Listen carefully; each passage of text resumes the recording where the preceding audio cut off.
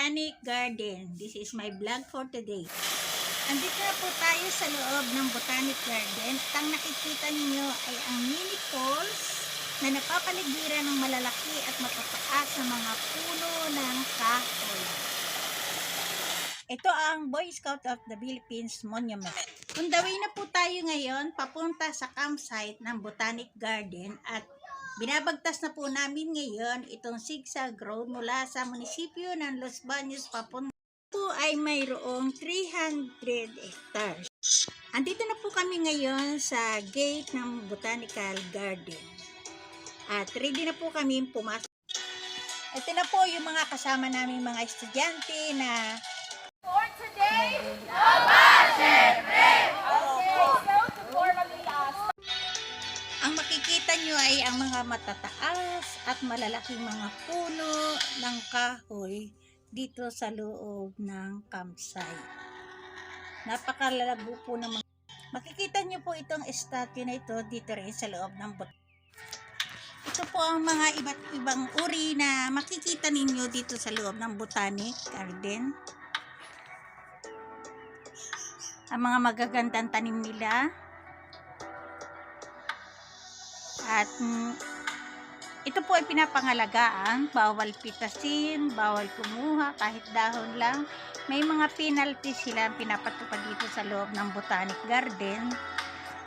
At pinipreserve nila talaga yung mga puno dito.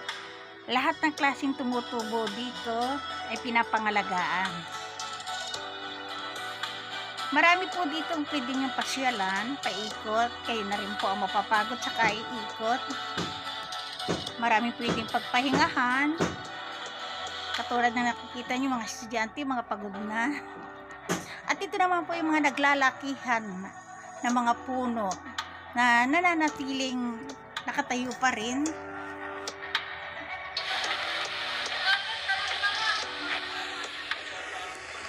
At yung mga pampalipas, pampagod vibes na panoorin dito sa loob ng Botanic.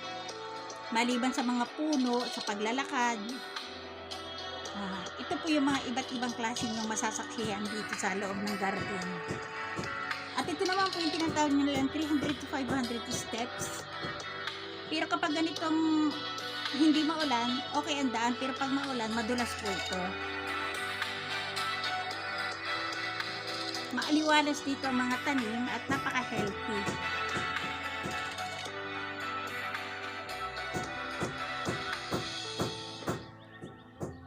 Ang ganda nila pagmasdan. Kahit po yung mga dahon, hindi nila sinusunod, tinatabi lang sa mga puno at hinihintay na lang nilang matuyo.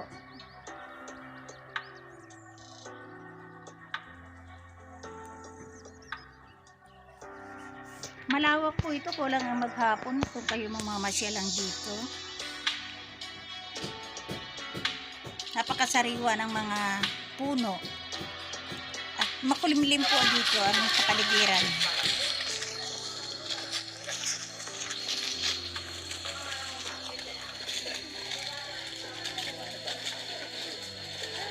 Ito yung nilalakad namin. Sa gitna po ng kabundukan, ito may mga kalusada.